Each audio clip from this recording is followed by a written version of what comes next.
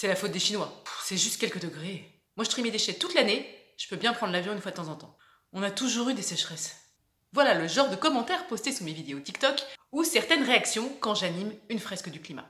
Mais pourquoi ces remarques sont-elles fausses? Voici le florilège des meilleures affirmations climato-sceptiques et des réponses à leur faire. C'est les Chinois qui polluent. Il faudrait commencer par eux. Tant qu'eux ils font rien, si nous on agit, c'est comme une goutte d'eau dans l'océan.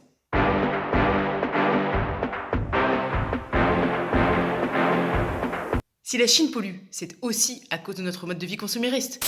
On nous rabâche qu'il faut faire des efforts pour éviter un réchauffement de la Terre de 2 degrés. Franchement, c'est rien. On va s'en remettre. Je suis en train de mourir. Les humains sont très inventifs. On va trouver une solution contre le changement climatique. Alors c'est vrai, l'humain a inventé plein de choses. Comme par exemple les ordinateurs ou les téléphones, qui doivent soi-disant nous rendre plus efficaces. Pourtant, malgré ces innovations technologiques, la courbe des émissions de gaz à effet de serre ne cesse d'augmenter. Imaginons que vous ayez un problème au foie et qu'il y ait 2 options. La première serait d'arrêter de boire de l'alcool. La deuxième serait d'attendre que les médecins aient développé une technologie révolutionnaire pour réparer votre foie. Qu'est-ce que vous choisissez? Pour le climat, c'est la même chose. Soit nous réduisons maintenant nos émissions de gaz à effet de serre, soit nous attendons une potentielle solution miracle qui n'arrivera peut-être jamais. On a toujours eu des sécheresses, sauf que là, on vit des sécheresses chaque année. 2017 est vraiment une année de sécheresse historique.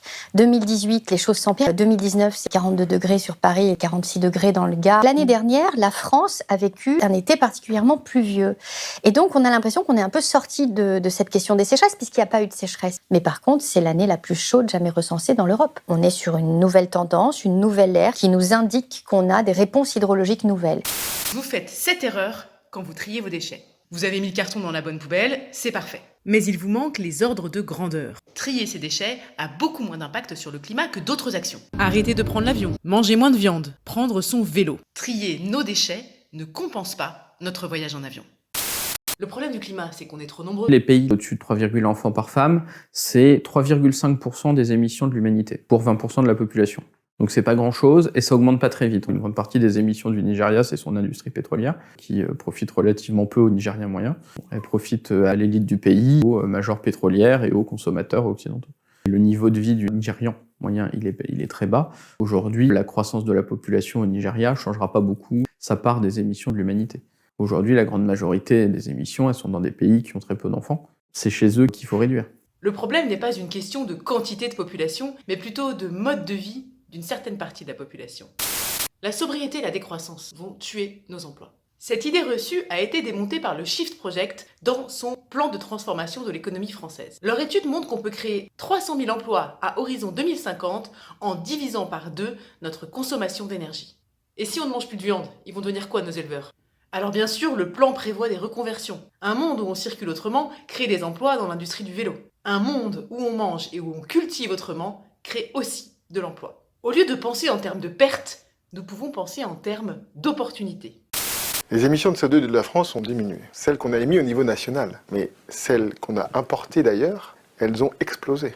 Aujourd'hui, plus de la moitié de notre empreinte carbone, plus de la moitié, ce sont nos importations. Et donc nous, depuis 20 ans, on ne parle que de ce qu'on produit localement. Et quand on regarde ce qu'on produit localement, on va avoir le transport qui a augmenté de 30%.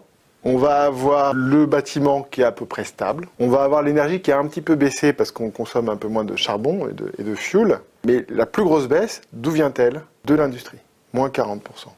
La plus grosse baisse des émissions de CO2 de la France depuis 1995, c'est le secteur industriel. Il y a l'optimisation des processus énergétiques, mais il y a beaucoup d'usines qui étaient en France et qui sont parties ailleurs.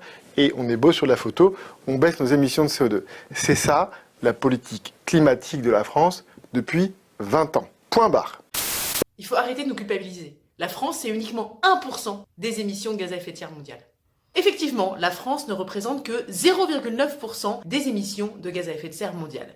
Mais ce sont uniquement les émissions faites sur le sol français. Nous devons prendre en compte les émissions de ce que nous consommons et qui est produit en dehors du sol français, comme nos habits, les objets numériques qui sont principalement fabriqués en Chine.